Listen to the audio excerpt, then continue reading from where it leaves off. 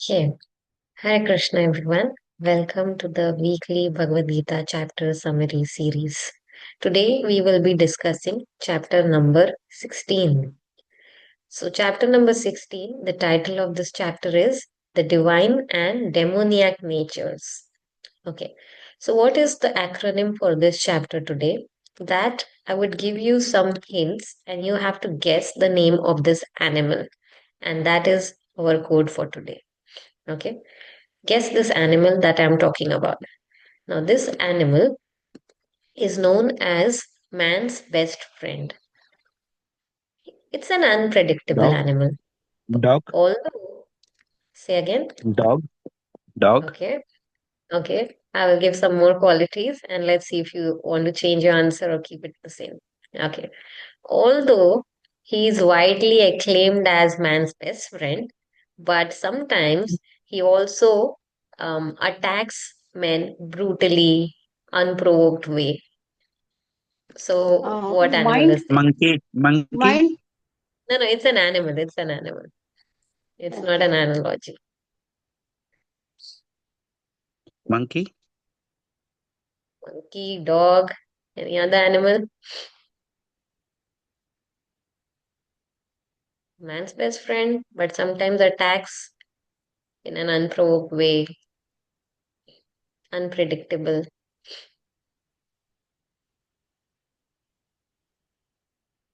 Okay. Yes, Jai still Prabhu. a The dog. answer is dog. Yeah, correct. Yes, Shriparna Mataji. Yes. Yeah, it's the dog. So that is the acronym for today. Dog. D stands for divine and demoniac, because that's the title of this chapter, divine and demoniac natures. So D stands for divine or demoniac. O stands for opinions and outlook of demons. G stands for gates to hell. So D, divine or demoniac. O, opinions and outlooks of demons. And G, gates to hell. Okay. So we'll divide this small chapter into three parts. Now, like the dog being man's best friend, but also attacking sometimes like an enemy, such contradictory behavior is also a sign of our times in individuals, in living entities like human beings.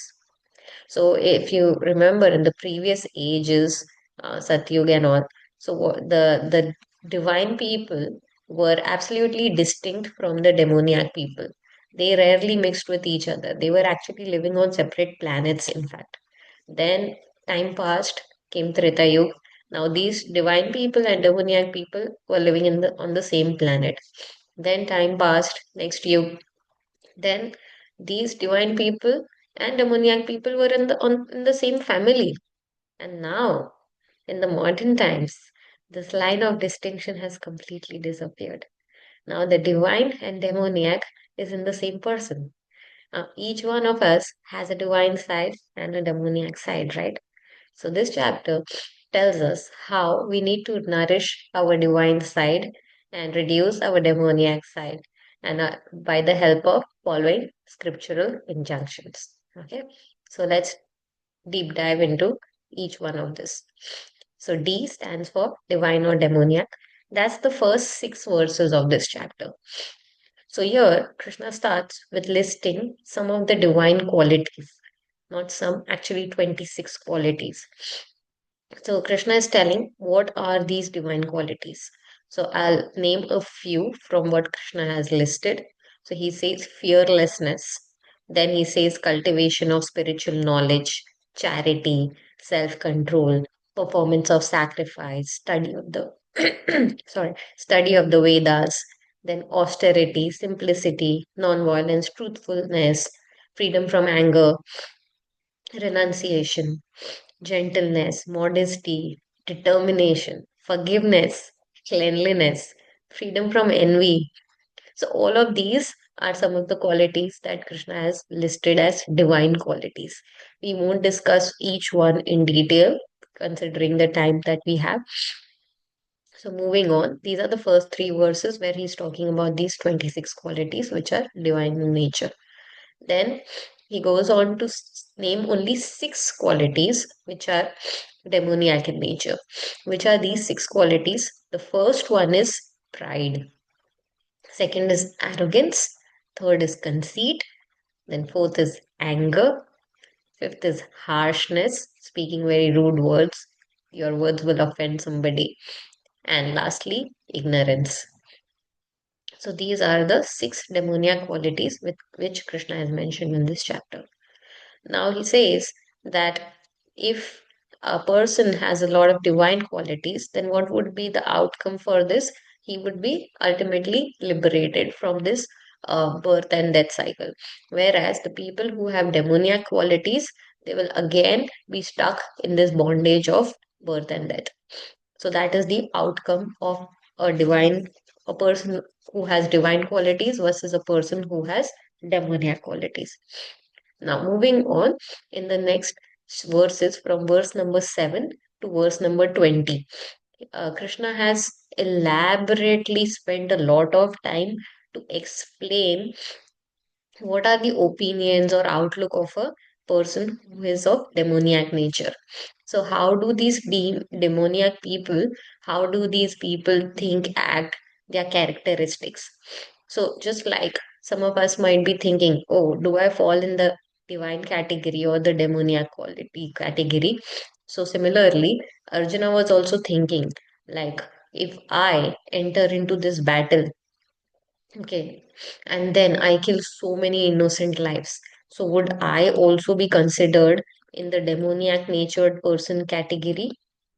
This is what Arjuna is thinking. So Krishna is now reassuring Arjuna that no, no, no, no.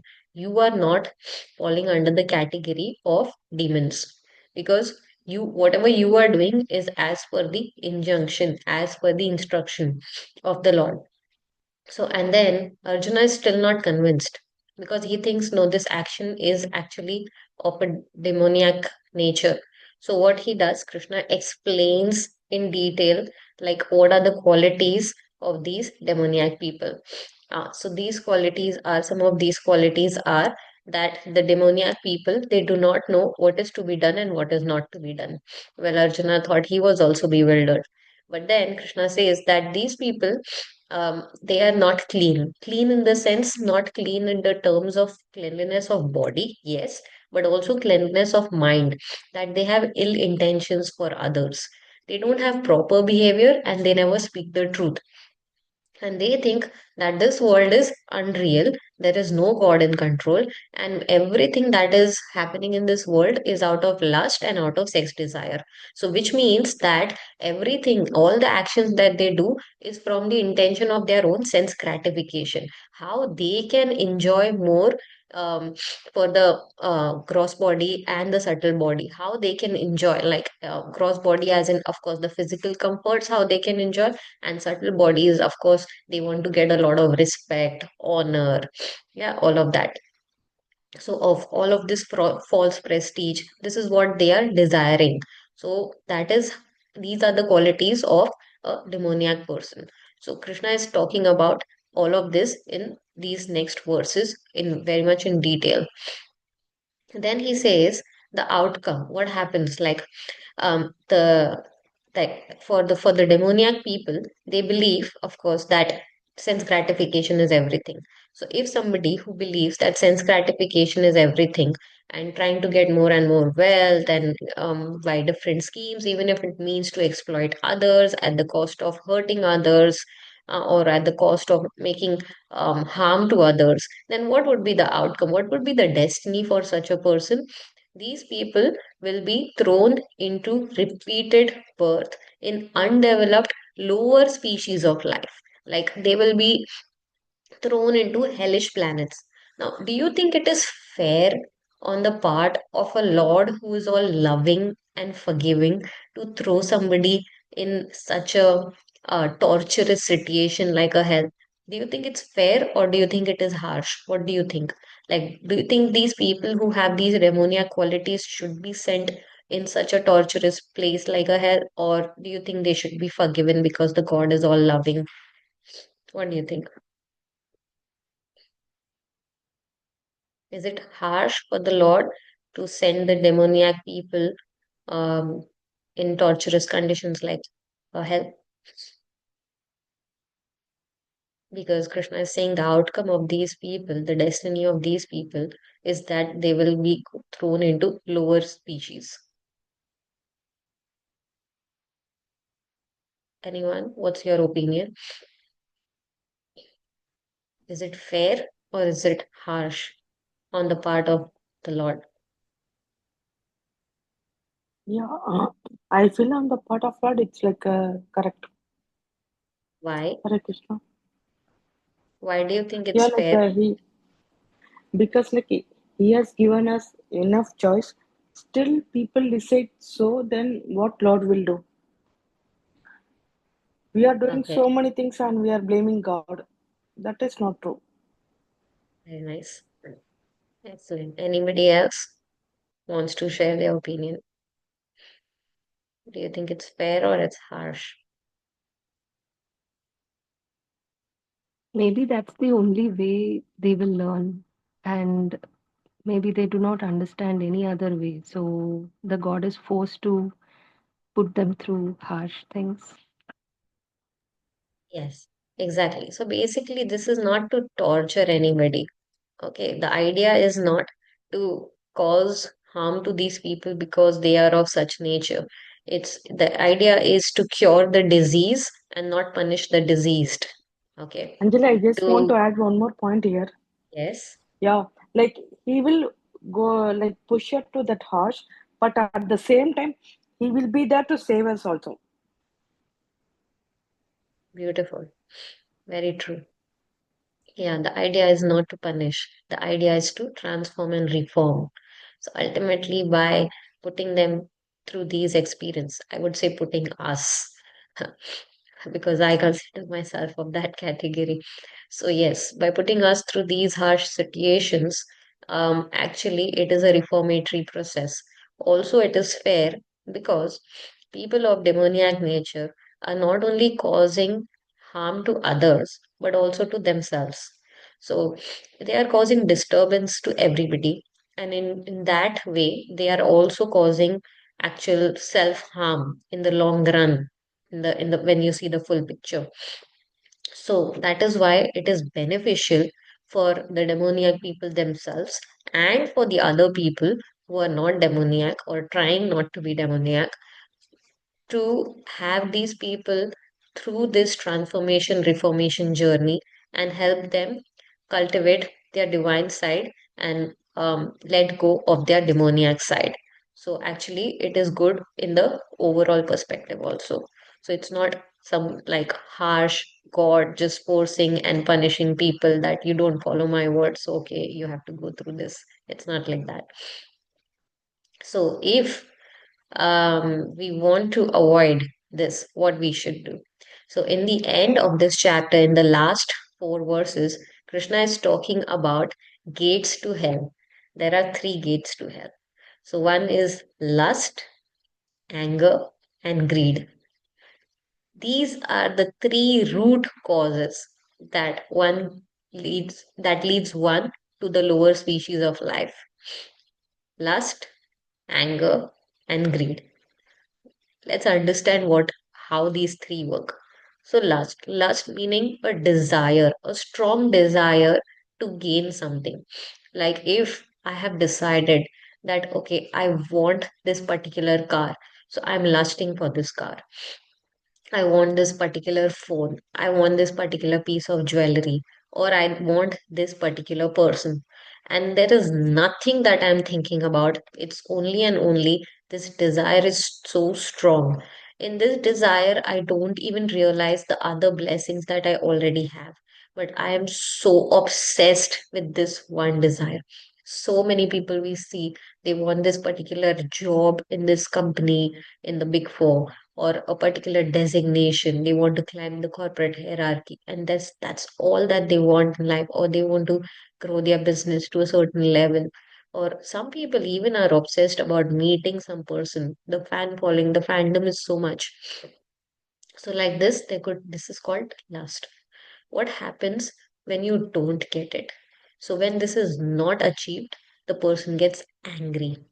And let's say other way around, if that desire is fulfilled, that desire, what happens is a new desire comes up.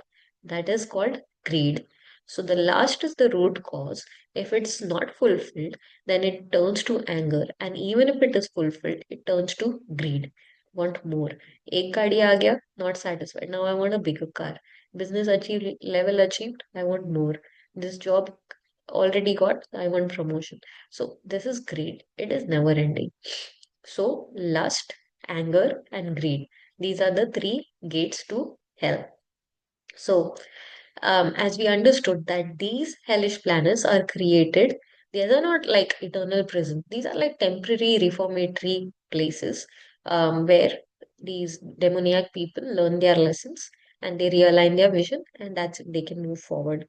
But for somebody who has this knowledge that this is how it works, because of this, I might fall into that place. And if I want to avoid this torturous place, this shock treatment, and such and a place where everybody is of that mindset, if I really want to avoid that, what I should do is, because I have this knowledge today, what I can do is I can regulate my lifestyle in a way wherein I can easily turn from my selfishness to selflessness, from lust to love, and from quarrel to cooperation. This is what the scriptures are teaching us. This is what the association of devotees is naturally cultivating in us. Just by the association, our mindset is changed from selfishness to selflessness, from lust to love, and from quarrel to cooperation. Even if we go into the devotee association with the mindset of selfishness or quarrel, automatically by being in the association of those people, we are slowly and gradually transformed, right? So that is why by following the scriptural injunctions and being in the association of those who follow the scriptural injunctions, we can actually transform ourselves without going to that dangerous and torturous place of transformation. Yeah. So that's the hack. And that is why Krishna is saying that this those who follow the don't follow the scripture and follow their mind, like whimsically they want to do something. These people cannot, they have to go through this transformation place. They cannot be transformed right here only. And that is why in the next chapter, Arjuna will begin with a question saying, what is the destination of those people who do worship but don't worship as per scriptures but according to their whims and fancies? So this is how the next chapter is going to begin. So this is the conclusion of this chapter, divine and demoniac qualities. So we'll just recap that the acronym for today is DOG, D-O-G. D stands for divine or demoniac nature. O stands for opinions and outlook of demoniac people. And G stands for the three gates to hell. Which are the three gates to hell? Lust, anger, and greed. So, in the beginning, Krishna describes 26 divine qualities, then he describes six demoniac qualities, then he describes the destiny of each person. The divine people will be liberated from this bondage, while the demoniac people will continue in the repeated birth and death cycle. They will still be in this bondage. This is what he says. Outcome and outlook and opinion of demoniac people. So now Krishna elaborates on what are the characteristics of these demoniac people at length, and how can we avoid this? Okay, G stands for gates to hell, anger, lust, and greed. And by following the scriptural injunctions and by being in the association of those people who are already following the scriptural injunctions, what we can do is we can avoid going to hell. Okay, so that was about chapter number 16. If anybody has any questions or comments, please feel free to unmute yourself or drop it on the chat box. Hare Krishna. Thank you so much for your time and attention and participation.